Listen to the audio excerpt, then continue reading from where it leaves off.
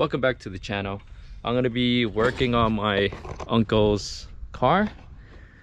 He has a 2010 Mercedes S550. So this has a keyless entry with a start stop, but apparently doesn't work. It's supposed to work, it's supposed to unlock. So what he has been doing is just pressing the unlock.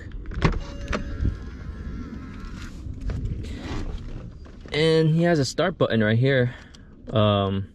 He took out the button because he has to put this. So with the keyless and go, you just press on the brake, press this button. It should work and start, but it doesn't work.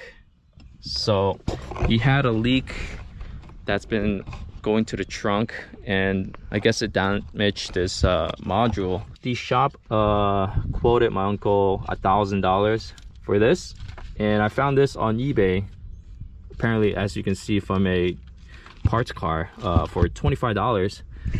Yeah, $25. So if we're just gonna swap it out, and if it works, great. We saved $975. So we're gonna take all these panels off and all these plastic pieces and get to the area.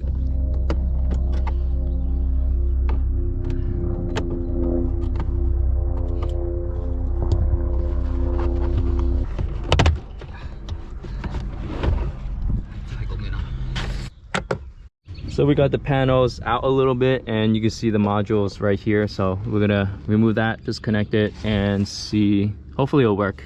25 bucks compared to 1,000. All right, so I got everything out, got it replaced. This is the old one. As you can see, there's like some opening. So I guess the electronics in there probably got swollen, and that's why it's not working.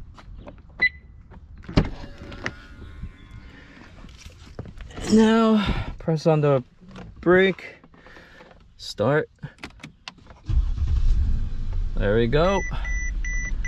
$25 to fix it, and the shop wanted $1,000. Insane.